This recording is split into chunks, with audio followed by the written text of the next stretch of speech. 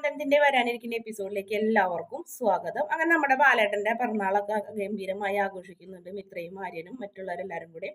അതേസമയം തന്നെ അവരെല്ലാരും കൂടെ അമ്പലത്തിലേക്കൊക്കെ പോകുന്നുണ്ട്. ഒരുപാട് ആൾക്കാരാണ്, ശരിക്കും ഒരു കാറിൽ പോലും ഒതുങ്ങില്ല. ആകാശ്, ആര്യൻ, ആനന്ദ്, ഇവരുടെ മൂന്ന് പേരുടെ ഭാര്യമാര്, അനു അനു അതുപോലെ തന്നെ ധർമ്മൻ, പിന്നെ ഗോമതി, ബാലൻ, അങ്ങനെ പല ആൾക്കാർ പല വഴിക്ക് ഓട്ടോറിക്ഷയിലും ബൈക്കുമിലൊക്കെ ആയിരുന്നു അമ്പലത്തിലേക്ക് പോണത്. അങ്ങനെ അമ്പലത്തിലേക്ക് ഇവർ കയറി നല്ല സന്തോഷത്തോടെ പോണ വഴിക്ക് ഗോമതിയും ബാലനും ഭയങ്കര റൊമാൻറ്റിക് ഒക്കെ ആയിട്ടുണ്ട് കാണിക്കുന്നത്. ഗോമതിയോട് തോളിൽ കൈ വെക്കാനൊക്കെ അപ്പുറത്ത് നിന്നും കഴിഞ്ഞിട്ട് ആനന്ദിന്റെ ഭാര്യയെ വിളിച്ച് പറയുന്നൊക്കെ ഉണ്ട്. അങ്ങനെ അവർ നല്ല സന്തോഷമാണ്. ഗോമതി നാണക്കേട് കൊണ്ടും അങ്ങനെ കൈയൊക്കെ തോളിലൊക്കെ വെച്ച് അങ്ങനെ ഒരു അമ്പലത്തിൽ എത്തുന്നുണ്ട്. അമ്പലത്തിൽ എത്തുമ്പോൾ ഇതുപോലെ തന്നെ പറയും, ഞാൻ ഏറി പ്രണയ ജോഡികളെ കണ്ടു എന്നൊക്കെ പറഞ്ഞ് ആനന്ദിന്റെ ഭാര്യ അവരൊക്കെ കളിയാക്കുന്നുണ്ട്. അതിനുശേഷം അകത്തേക്ക് കയറാൻ പോകുമ്പോൾ അച്യുതനും അതുപോലെ തന്നെ അലോകും കൂടെ അമ്പലത്തിൽ ഇങ്ങോട്ട് ഇറങ്ങി വരുന്നു. അവരെ കാണുമ്പോൾ മുഖമൊക്കെ ഒന്ന് രണ്ടുപേരും അങ്ങോട്ടും ഇങ്ങോട്ടും പരസ്പരം വെട്ടി തിരിക്കലൊക്കെ ഉണ്ട്. പിന്നീട് അമ്പലത്തിൻ്റെ ഉള്ളിൽ പോയി ബാലന് വേണ്ടി അർച്ചനയും കാര്യങ്ങളും വഴിപാടും അങ്ങനെ എല്ലാ കാര്യങ്ങളും കഴിക്കുന്നുണ്ട്. പിന്നെ അന്നത്തെ അന്നദാനം ബാലൻ്റെ വകയിരുന്ന് പ്രസാദോട്ട്, അതായത് പായസം കൊടുക്കൽ, അവരെല്ലാം അതൊക്കെ മരുമക്കൾ ചെയ്തു വെച്ചിട്ടുണ്ടായിരുന്നു. അങ്ങനെ അവർ ഭക്ഷണം കൊടുത്ത് ഓരോ വരുന്നവർക്കൊക്കെ പായസമൊക്കെ ഇങ്ങനെ ഇലയിൽ വിളമ്പി കൊടുക്കണം. അങ്ങനെ എല്ലാവരും ബാലനെ ആശീർവദിക്കുന്നൊക്കെ ഉണ്ട്. ഇതൊക്കെ കണ്ടുകൊണ്ട് ദേഷ്യത്തോടെ അച്യുതനും അതുപോലെ തന്നെ അലോകും വരാന്തയിൽ ഇരിക്കുന്നുണ്ട്. അപ്പോൾ അമ്പലത്തിൽ ഒരു ഇതുണ്ട്, അവിടെ ചെന്നാൽ കുറച്ച് നേരം അവിടെ ഇരിക്കണം എന്നൊരു വിശ്വാസം ഉള്ളത് കൊണ്ട് അച്ഛനും മോനും അവിടെ ഇരിക്കുന്നത്, അവിടെ ഇരുന്ന് പറയുന്നു എന്തൊക്കെയോ വേഷം കെട്ടുകളൊക്കെ കാണിക്കുന്നുണ്ട്. എന്തായാലും നമ്മൾ ഇവിടുന്ന് പെട്ടെന്ന് എഴുന്നേറ്റ് പോകണ്ട, എഴുന്നേറ്റ് പോയിട്ടുണ്ടെങ്കിൽ നമ്മൾ നാണക്കേട് കൊണ്ട് പോയതെന്ന് പറയും. അതുകൊണ്ട് ഇവിടെ തന്നെ ഇരിക്കാൻ അച്യുതൻ പറയും. അതേ സമയം തന്നെ എല്ലാവരും കൂടെ ഇരിക്കും. അപ്പം നമ്മുടെ ബാലൻ പറയും, അനു നിന്റെ ഫോണിൽ എല്ലാവരെയും കൂടെ ഫോട്ടോ എടുക്കാൻ പറ്റില്ലേ, ഫോട്ടോ എടുക്കുക എന്ന് പറയും. നേരെ തന്നെ അച്യുതനും അലോകും ഇരിക്കുന്നുണ്ടല്ലോ. അപ്പോൾ അവർ കാണാൻ വേണ്ടിയിട്ടാണ് ഇങ്ങനെ പറയുന്നത്, ഫോട്ടോ കേൾക്കാൻ വേണ്ടി പറയുന്നത്. ഫോട്ടോ എടുക്ക്, ഞാനേ അനാഥനാണെന്ന് പറഞ്ഞതല്ലേ ആൾക്കാർ. ഇപ്പം കണ്ടില്ലേ എത്രയോ ആൾക്കാരുണ്ട് എൻ്റെ വീട്ടിൽ, മക്കളും മരുമക്കളും എല്ലാവരുടെ കല്യാണവും കഴിഞ്ഞു. ഇപ്പോൾ എൻ്റെ 50-ാം പിറന്നാളും ആഘോഷിച്ച്. എന്നെ കളിയാക്കിയ ആൾക്കാരെ വീട്ടിൽ ഒരു കല്യാണം പോലും നടന്നിട്ടില്ല എന്നൊക്കെ പറഞ്ഞിങ്ങനെ ബാലൻ ഇങ്ങനെ പരിഹസിക്കുന്നു മനഃപൂർവ്വം. വേണ്ട വേണ്ട എന്ന് കോമതി പറഞ്ഞെങ്കിലും ബാലൻ ഇങ്ങനെ ഉറക്കനെ ഓരോന്ന് വിളിച്ചറിയുന്നു. എൻ്റെ മക്കളും മരുമക്കളൊക്കെ എന്നെ സ്നേഹം കൊണ്ട് പൊതിയിന്, എനിക്ക് എന്തോരം സമ്മാനങ്ങളാണ് വാങ്ങി തന്നത് കണ്ടില്ലേ കോമതി എന്നൊക്കെ പറഞ്ഞിങ്ങനെ നിൽക്കണ്. ആ സമയത്ത് അനുണ് എല്ലാവരും ഫോട്ടോ എടുക്കണ്.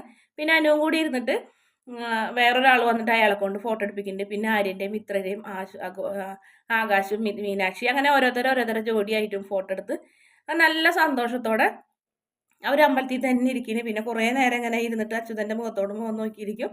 പിന്നീട് അവരിങ്ങനെ ഇവരുടെ മുന്നിൽ കൂടെ തന്നെ നടന്നു പോകുന്നുണ്ട്. അതിനിടയ്ക്ക് അലോക് വരെ തല്ലാനായിട്ട് പോകുന്നുണ്ട്. അപ്പം അച്യുതൻ തടയുന്നുണ്ട്, വേണ്ടടാ നമുക്കൊരവസരം വരും എന്ന് പറഞ്ഞ് നമ്മുടെ വീട്ടിലെ പെണ്ണിനെ തട്ടിക്കൊണ്ട് പോയിട്ടല്ലേ അവന് ഈ നകളിക്കണെന്ന് പറയും. നിന്റെ വിവാഹം നടക്കാത്തതാണ് ഇപ്പം അച്ഛനേക വിഷമം. ഇത്രയും നാളായിട്ട് നിന്റെ വിവാഹം നടന്നിട്ടില്ലല്ലോ, അവരുടെ വീട്ടിൽ എല്ലാവരും വിവാഹം നടന്നു, ഞാൻ പെൺകുട്ടി മാത്രമല്ലേ ഉള്ളൂ, അതുകൊണ്ട് നിന്റെ വിവാഹമാണ് എൻ്റെ ലക്ഷ്യം എന്നൊക്കെ പറയുന്നുണ്ട് അച്യുതൻ. അതേസമയം തന്നെ എല്ലാവരും ഇങ്ങനെ നടന്നു പോകുമ്പോൾ അച്യുതൻ ഇങ്ങനെ നോക്കുന്നുണ്ട് ഓരോരുത്തർ. ആ സമയത്ത് മിത്രനെ കണ്ണുരുട്ടി നോക്കുന്നുണ്ട്.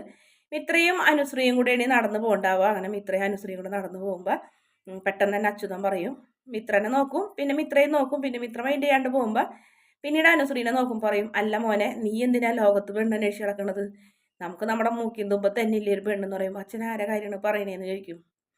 നമ്മുടെ വീട്ടിലെ പെണ്ണിനെ തട്ടിക്കൊണ്ടുപോയി കല്യാണം കഴിച്ച് അവൻ അവിടുത്തെ മരുമോളാക്കിയെങ്കിൽ അവൻ്റെ മോളെ തട്ടിക്കൊണ്ട് പോര്, എങ്ങനെയെങ്കിലും നീയും അവളെ ഭാര്യയാക്കണം എന്ന് പറയുന്നു.